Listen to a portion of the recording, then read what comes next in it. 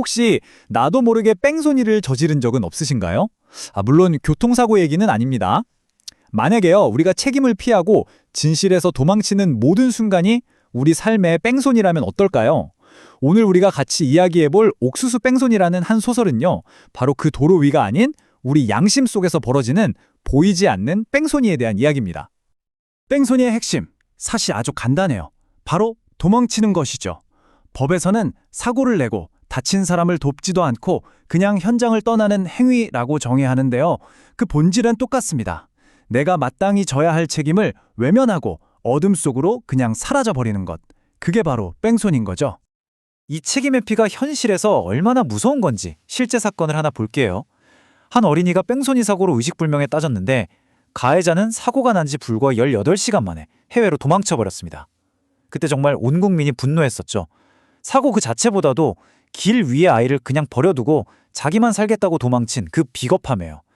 결국 27일 만에 국제공조로 잡히긴 했지만 이 사건은 뺑소니가 단순한 실수가 아니라 한 생명을 외면하는 명백한 악의가 될 수 있다는 걸 보여줍니다. 근데 여기서 진짜 중요한 질문이 하나 생겨요. 왜 법은 단순 교통사고보다 뺑소니를 훨씬 더 무겁게, 심지어 사람이 사망하면 무기징역까지 가능하도록 처벌하는 걸까요? 왜 우리 사회는 사고를 낼 실수보다 그 자리에서 도망친 행위를 더 용서할 수 없는 죄라고 생각하는 걸까요?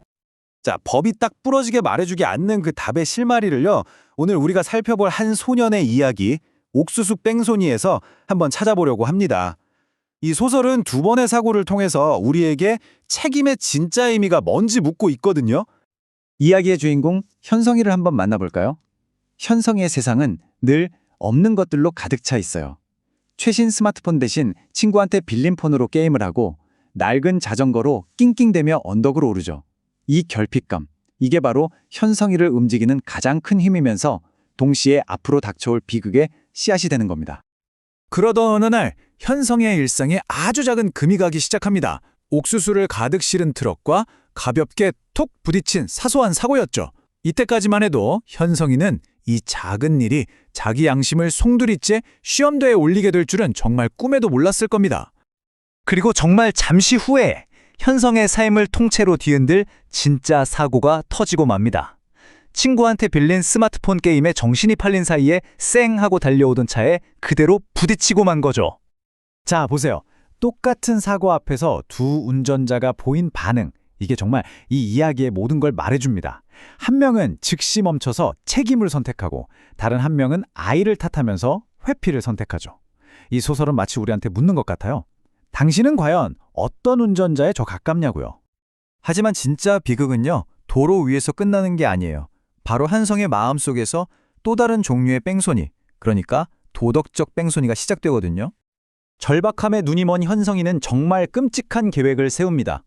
잡을 수도 없는 진짜 뺑소니범 대신에 유일하게 양심을 지켰던 그 옥수수 트럭 아저씨를 가해자로 만들기로 한 거예요. 자신의 책임을 가장 책임감 있었던 사람한테 떠넘기는 것. 이게 바로 현성이가 선택한 도덕적 뺑소니였던 겁니다. 그렇게 자신의 거짓말이 완벽하게 성공했다고 믿고 있던 병원이었어요.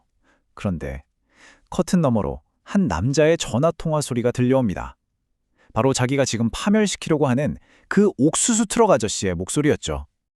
그리고 현성이는 알게 됩니다. 자기 거짓말이 얼마나 잔인했는지를요. 그 아저씨는 그냥 가해자가 아니었어요. 아픈 아이 병원비 때문에 그 옥수수를 팔아야만 했던, 어쩌면 자기보다 훨씬 더 절박했던 그냥 한 아버지였던 거죠. 바로 이 순간 현성이의 독백이 심장을 꿰뚫었습니다. 어쩌면 지금 나는 옥수수가 아닌 가진 것 없는 아저씨의 살점을 뜯었는지도 모른다. 이건 그냥 돈 몇 푼 뜯어내려던 게 아니었던 거예요. 한 절박한 사람의 삶을, 그 살점을 그대로 뜯어먹는 행위였다는 걸 깨닫는 순간인 거죠. 자, 이야기는 이제 우리에게 다시 한번 질문을 던집니다. 선글라스 낀 운전자는 당연히 뺑소니범이죠. 그럼 이야기 속에 숨어있는 또 다른 뺑소니범은 과연 누구일까요? 네, 정답은 이제 너무 명확하죠. 바로 현성이, 자기 자신도 뺑소니 운전자였다는 겁니다. 물론 현성이가 차를 몰고 도망치진 않았어요. 대신에 자신의 양심으로부터, 마주해야 할 진실로부터 도망친 거죠. 내 행동 때문에 다른 사람이 피해볼 걸 뻔히 알면서도 책임을 외면하는 것. 이게 바로 이 소설이 말하는 도덕적 뺑소니의 진짜 의미입니다. 그리고 바로 이 지점에서 옥수수 뺑소니는 더 이상 현성이만의 이야기가 아니게 됩니다. 이제 거울이 우리를 비출 차례거든요. 우리 안에 숨어있는 그 뺑소니의 순간들을 한번 들여다볼 시간입니다. 사실 이런 도덕적 뺑소니 뭐 그리 거창한 게 아닐 수도 있어요. 창소당번인데 실적 빠져서 친구한테 미루는 거, 조별과제에서 이름만 쓱 얹어놓고 아무것도 안 하는 거, 이런 사소한 행동들 하나하나에 그 뺑소니의 씨앗이 숨어 있는 거죠. 어쩌면 우리 모두는 매일 크고 작은 도덕적 뺑소니를 저지르면서 살고 있는 건 아닐까요? 소설은 현성이가 자신의 뺑소니를 멈추고 책임을 마주하기 위해 병원을 뛰쳐나가는 장면에서 끝이 나요. 그가 과연 용서받았을까? 그건 중요하지 않아요.